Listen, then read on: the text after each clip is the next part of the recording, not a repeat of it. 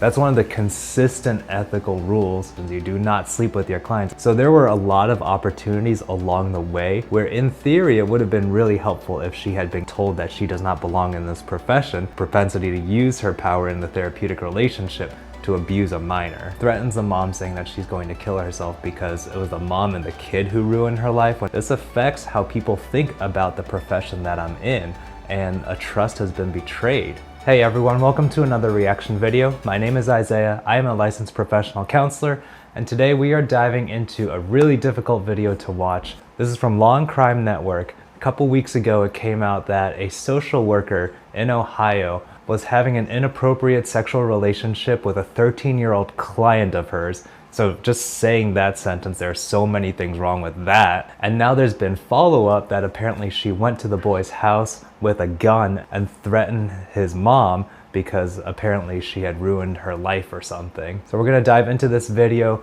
break down the details of professional identity for counselors and mental health professionals in general, and beyond the obvious, what are some of the implications for Peyton Shires, the social worker specifically, as well as for the profession of counseling more broadly. As always, please like and subscribe. That helps our channel to grow. Let's dive into it. I've asked Kitty to join us because this is a tough topic and I want to have him along for the ride as I'm going through this video. An Ohio social worker accused of sexually abusing a 13-year-old boy she was supposed to be counseling is now facing more charges after she allegedly threatened the boy's mother. Acclaimed predator catcher Chris Hansen comes back on to discuss. Welcome to Sidebar, presented by Law and Crime. I'm Jesse Weber.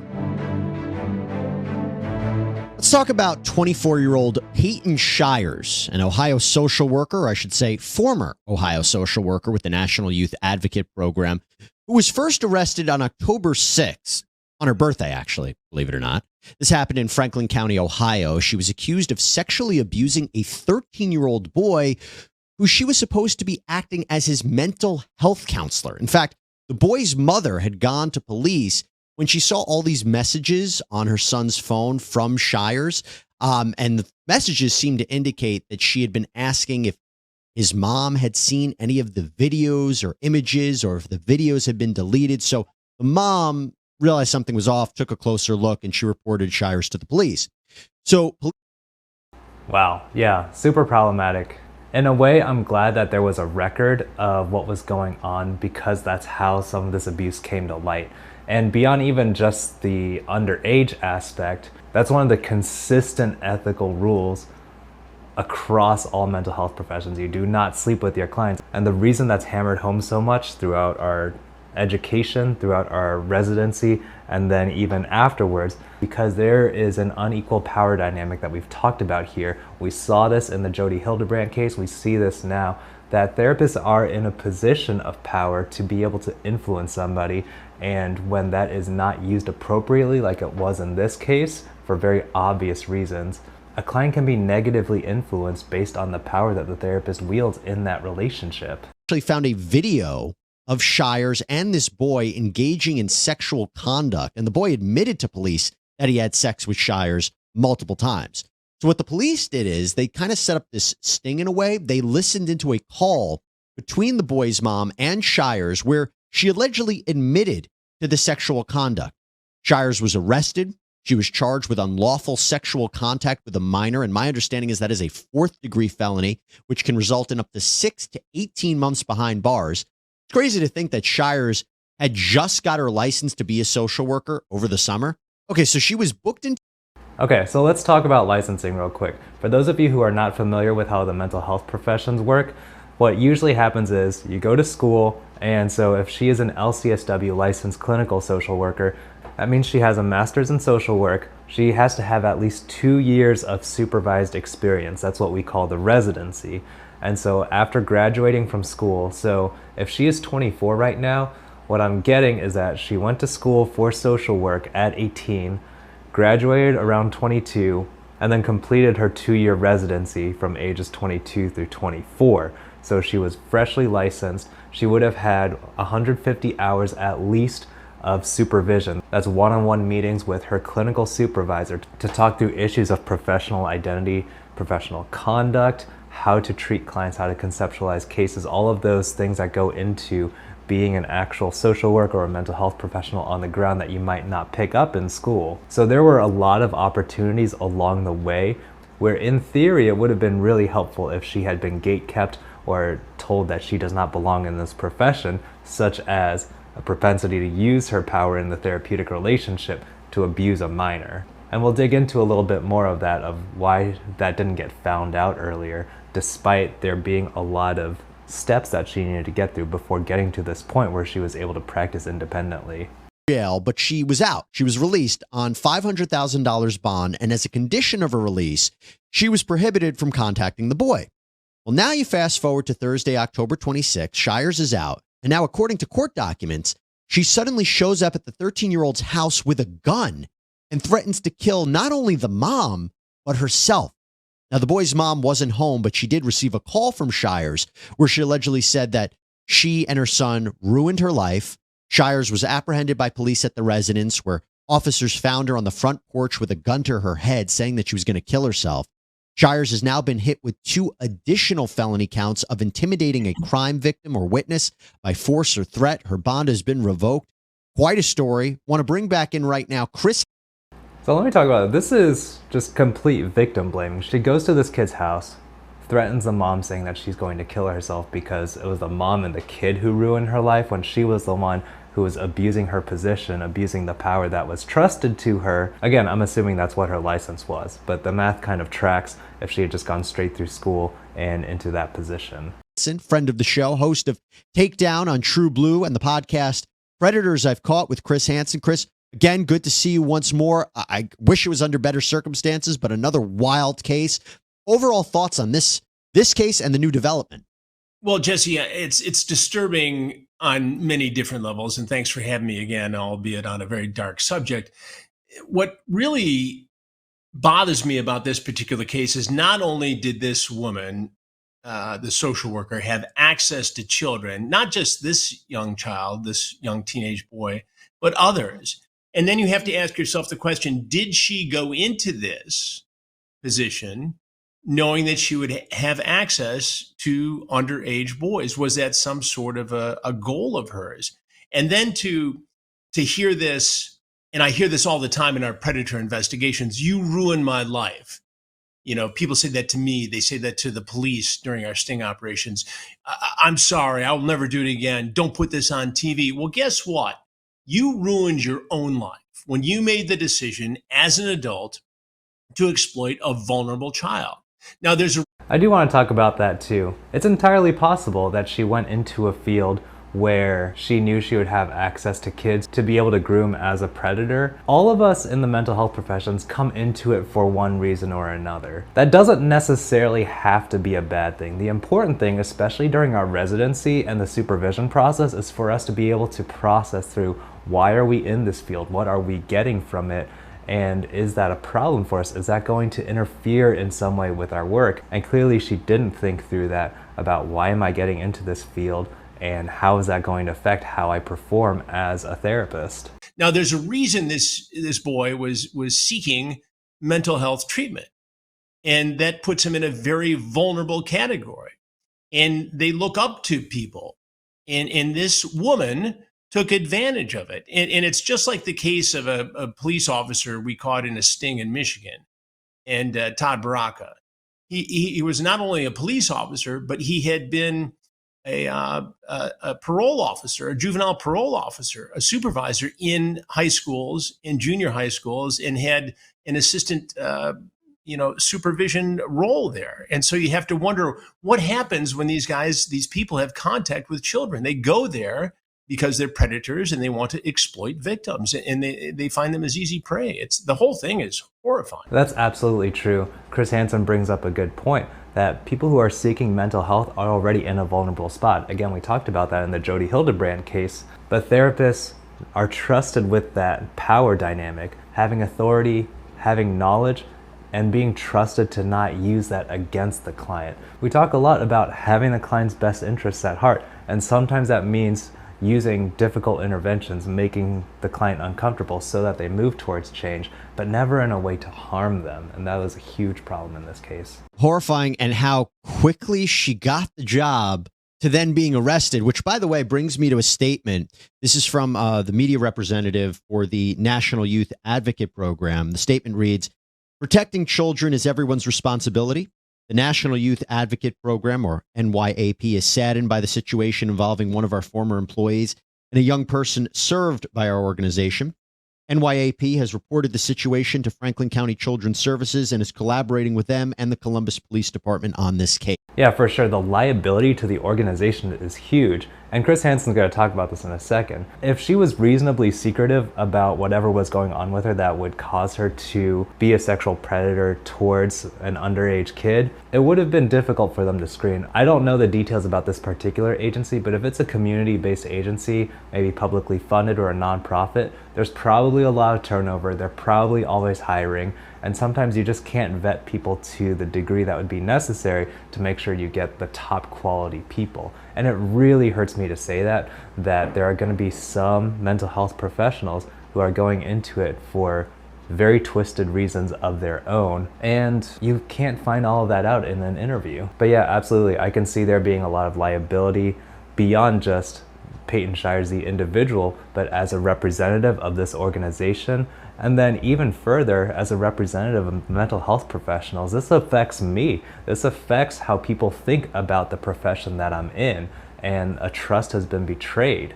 What do you make of that? Because I imagine in your career, it's not just people, random strangers who don't have contact with children, you know, and meet them on chat forums or things like that, but Sure. people who, as you said, are put in a position to be around children, to take care of children. Teachers, Well, social workers, and for this statement, because I think the first thing that came to my mind is, how did you hire this person? Were there no red flags? well, yeah, but in defense of the organization, I mean, how many people are really out there? I mean, if you're running this organization and you've got somebody who's educated, who's a young adult, who wants to help kids, what is the red flag? You know, I think that's a good point too. Especially as counselors, we want to think the best of people. And so someone comes in, she had all the proper credentials, she went to school, she had the degree, she had the license. Basically what that means is that her school said she is ready to take on the duties of a social worker. The state board, by granting her a license, was saying she is fit to practice social work independently without a supervisor. We see no problems. And her supervisors all sign off on that, which meant that they all gave her the green light. And so in theory, what that means is by the time she landed her application with this organization, she had, in theory, been vetted by a bunch of reputable organizations. And that's the tricky part. Yes, there is a shortage of mental health workers, mental health professionals who are qualified to do the work. And so I do feel bad for this organization having to deal with the fallout of that now. And that is why the process of supervision is super important, because supervision is the last hurdle before someone ventures out into the mental health field on their own, practicing independently. But that's why the process needs to be so thorough, because after I got licensed, the only people who see me practice are my clients.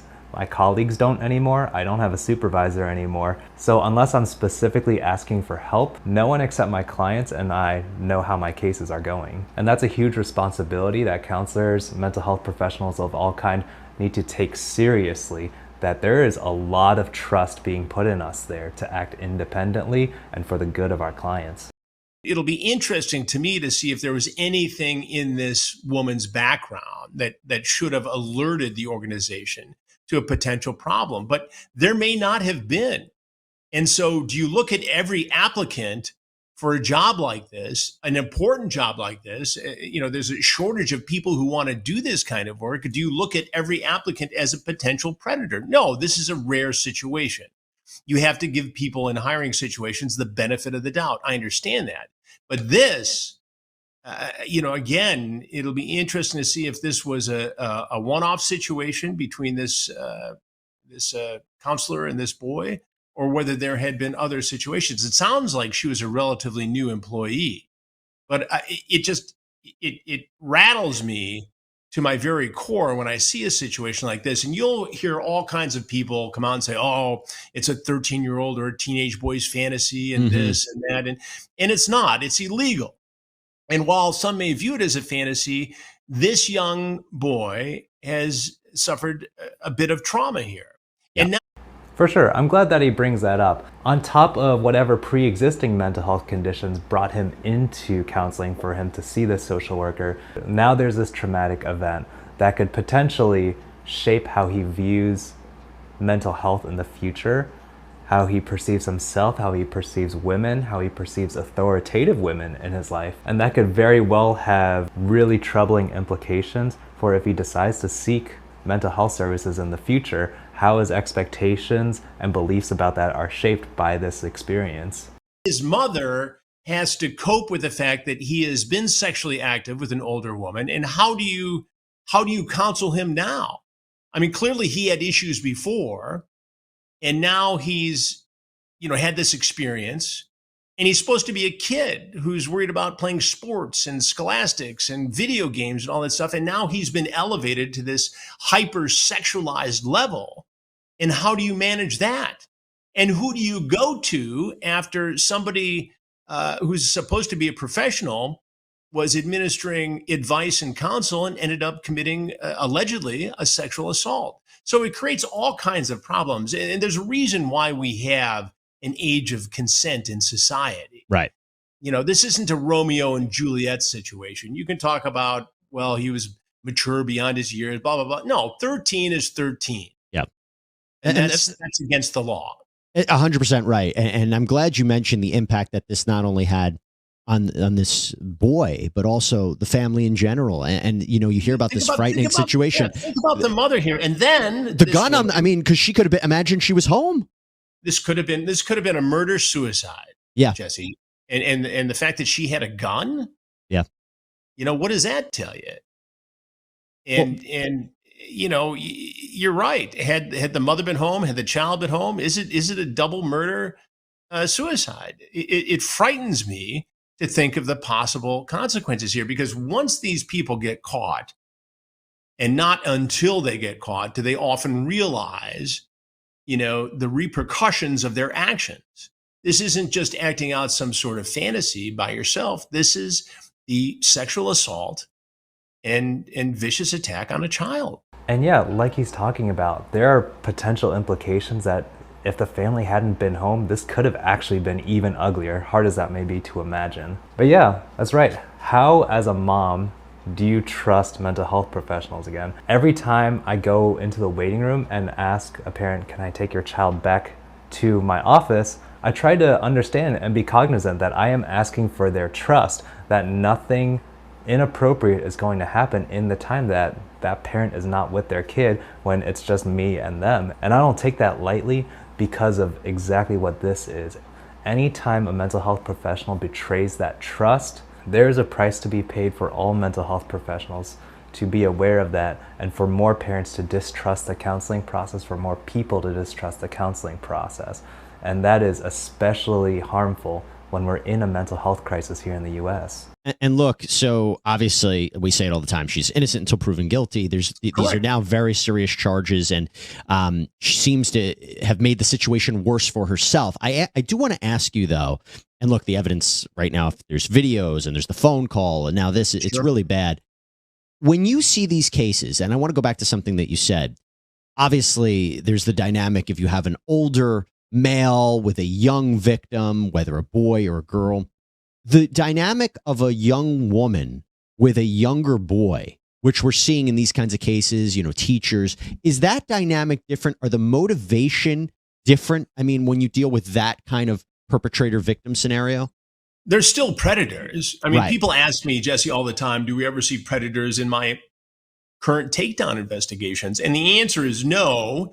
And the specialists in this field will tell you that it's because the female predator does not like the anonymity, right? They for the most part, and it's happened, but not in our investigations, but the female predator is more likely to be in a scenario, the teacher student, the therapist student, the tutor student, exactly what we see in this case in Ohio. There's another case going on right now in Tennessee, not far from Memphis, where a teacher's accused of having sex with a teenage boy whose husband is a sheriff's deputy, whose defense lawyer had a child in that class. So these cases are pretty close in. They're shocking, they're damaging, but they do happen. But it's a complete different mindset than the male predator, who oftentimes is excited and enthralled by the anonymity and this possibility of fulfilling the illegal fantasy. That leads me to why there were these videos and images in the sense, and text messages. If you know what you're doing is illegal and you're engaging in sexual contact with a young boy, why create documentary evidence that could be used against you? And I'm not super familiar with criminal psychology. That's not the field that I work in. So for those of you who are maybe more familiar with that, I appreciate your insights down in the comments below. But yeah, that just seems like a really dumb thing to me. She clearly knew that those had to be deleted and that she was doing something wrong. And yet she still took videos, pictures, all these things that could be traced back to her and become really problematic. Again, like I said, I'm glad that those exist in a way because that's what led to her being arrested and being charged, but it just doesn't make sense to me. Because they can't control themselves in some cases, Jesse. They want this trophy. In virtually every case that we see, and we just did a sting a week ago, there is talk of videotaping the illicit encounter. They know it's risky. They know it's illegal. They know it's harmful to the child. They know that they could go to prison if they're caught. So that's why if they get this opportunity, they're going to capture it so they can relive it by viewing this video. We had a case in I want to touch on some of the language that he used right there.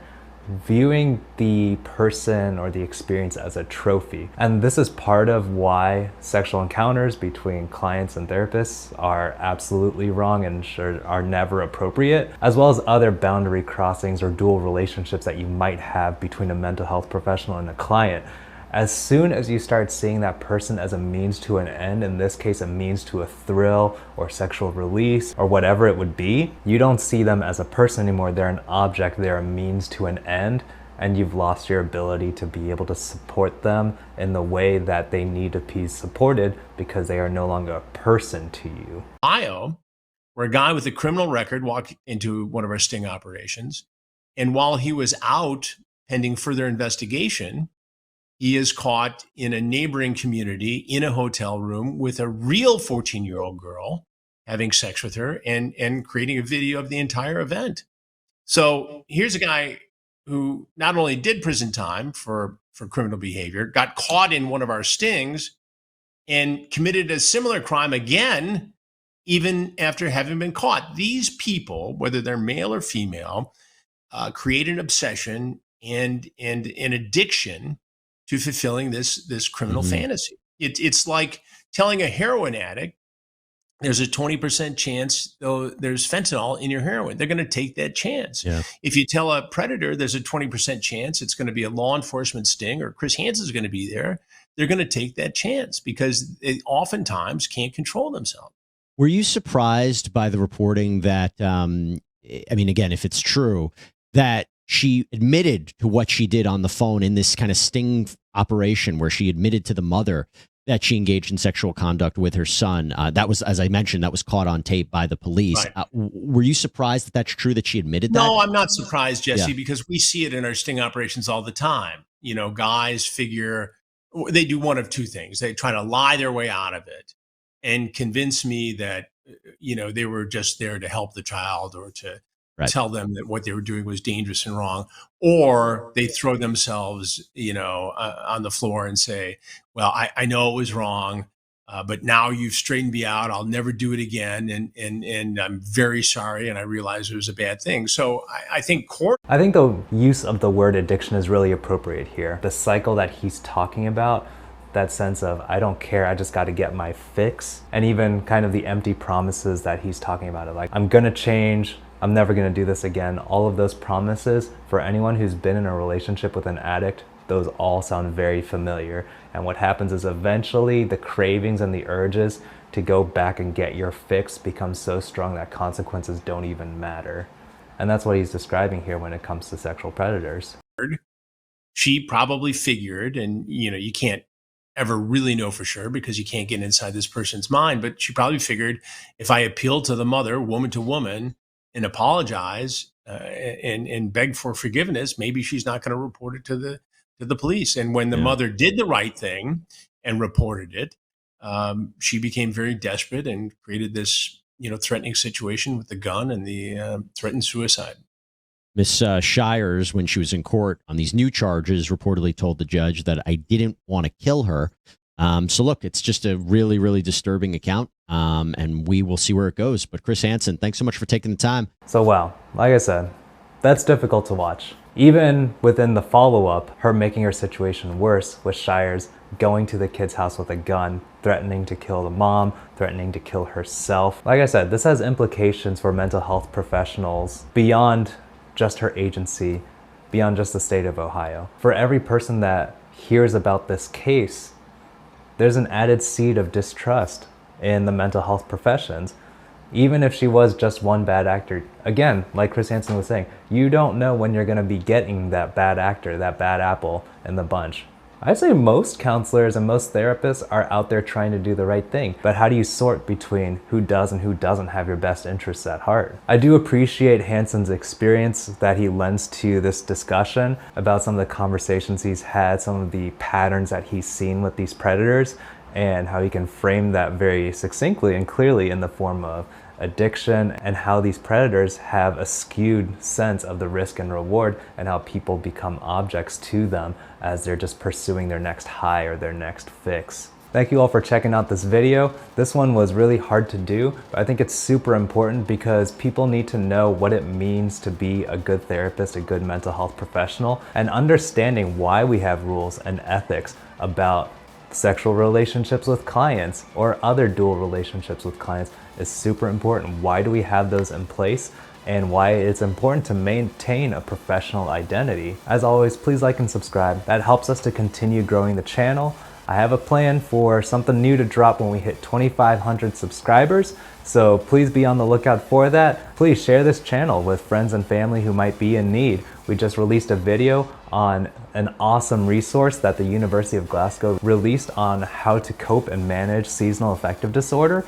Please go ahead and check that video out and share that with someone who might need it. Thank you all for tuning into this video. I'll see you next time.